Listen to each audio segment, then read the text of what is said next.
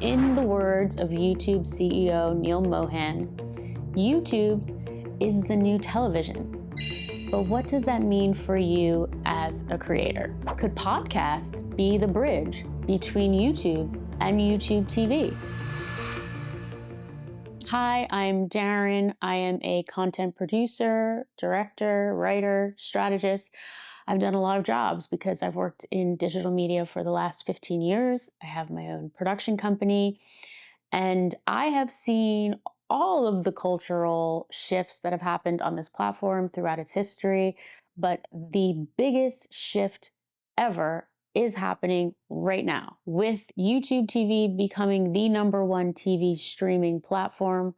All bets are off in terms of the content that works on this platform. YouTube CEO Neil Mohan recently said in his annual letter that he saw YouTube as the new television. So, YouTube right now is really leaning into television, which means that creators have to think fast and sharp. And that's why you're seeing a lot of creators start to create podcasts. Podcasts have been around for quite some time. In fact, everyone and their aunt probably has made a podcast at some point. But podcasts typically did not live on YouTube. They typically lived on Spotify or Apple Podcasts or whatever else. There's many platforms where podcasts live, but they transitioned in the last couple of years to video podcasts. And with this need to create episodic storytelling on this platform, the podcast is a perfect way for creators to do it. Podcasts, in my opinion, are the social media version of a talk show, especially now that podcasts have become video podcasts. Talk shows have always performed well on social media because they are a rare form of content that is episodic, so you can watch it on television, but also is search and topic based, so you can watch it in social feeds. So, how do you get started creating a podcast? Well, the good thing is you probably have everything you need. Or maybe you need to upgrade a thing here or there if you want to make your content look good on a television set. If you haven't gotten a good mic, then this is definitely the time to do it. You want a good mic.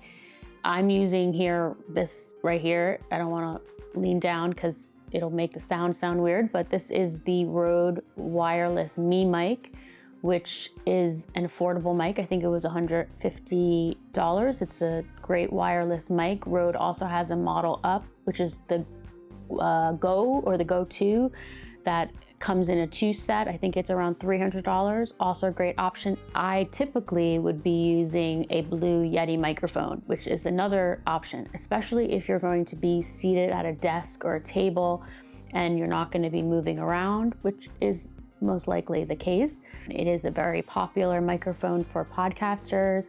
It ran, I think, around $150 as well, give or take.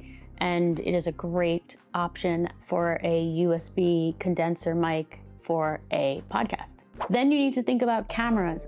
I, for many months, was using a webcam. I was using a 4K webcam. It cost me like $60 on Amazon. So I would highly recommend that if you don't have a camera already. It is a great workflow for producing a podcast because you could just hook that webcam to the top of your laptop, plug the Blue Yeti mic into your laptop or computer through a dongle, and you'll have good sound and decent video right there. And then I would use a recording software to either record me alone if I'm just recording myself, or if I have a guest, you can record both in one of those recording software. I will typically use Riverside. I've used Riverside for many years for virtual events and live streams and other things that I've produced through my production company. I also have a Vimeo account, which I have a pro account, so that actually comes with a teleprompter feature. So I sometimes use that when I need to use a teleprompter, but you may not have Vimeo. Riverside works really well. StreamYard is another option, especially if you're going to live stream. You can live stream with Riverside though, as well. If you are editing within Descript, you can record yourself, and you can also record yourself with a guest through Descript. So it is a great option for people that are already using that editing software. You can invest in a professional camera. I am filming this on a Sony ZV-E10 Mark II. It is the newer model of that series. There was an older model that came out a couple years ago. It is a very popular camera for YouTubers, so it is a great investment if that's something that you're interested in getting, especially if you want it to look good on television. You can also film with your phone. If you have a smartphone, if you have an iPhone, you can, if you're using something like Riverside, they have a mobile app. You can record your podcast right in their mobile app, and it's super easy. And that's where this little mic, this little buddy over here will come in handy. Although you can hook a Blue Yeti microphone up to your iPhone as well. So that is a great option. Now the next question is, what is your podcast going to be about? One easy way to approach it is to interview people. You can interview people within your niche. You can interview people within your industry, within your field. You can interview people that you're just curious about.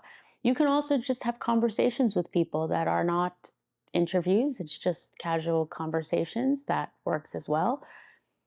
And it could be a good way to differentiate your regular YouTube content from your podcast, because your regular YouTube content maybe is just you talking and your podcast is you in conversation with a guest.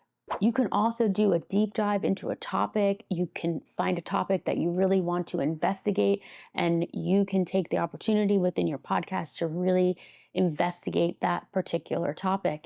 In fact, you can maybe take one of your content pillars that you're able to explore in shorter videos on your YouTube channel. YouTube videos tend to be between 5 and 15 minutes, but podcasts are usually upwards of 20 minutes. Some I've seen are several hours long, although that's a little long to me, but some are that long. But you can take one of the topics that you were exploring in your videos and just do a much deeper dive into it. And you also could keep it simple and just do a coffee break or a lunch break. There's a channel called Live Video School that has a podcast that I think they call The Lunch Table or something like that.